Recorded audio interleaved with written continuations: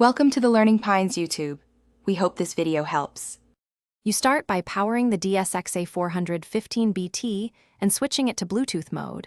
That readies its radio. On your phone, turn Bluetooth on and make it discoverable, and clear previous Sony entries to avoid handshake conflicts. Now press and hold the phone or pair button on the head unit for about 5 to 7 seconds until the display indicates pairing mode. This broadcasts the unit's Bluetooth name. Once the stereo shows pairing, you're ready to locate it from your phone. Don't skip removing old pairings first. With the head unit in pairing mode, go to your phone's Bluetooth settings and scan for devices. Choose the entry labeled DSX-A415BT or the Sony device name.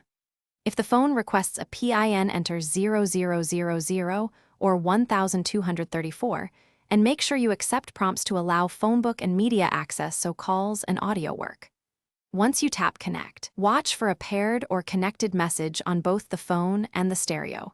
This confirms the link and enables audio streaming and hands-free calling immediately. Finish by testing. Play music and place a quick call to confirm audio routes through the DSX-A415BT. If sound doesn't play, make sure the car source is on Bluetooth, and on your phone select the Sony device for media and calls. Sometimes phones default to phone audio only.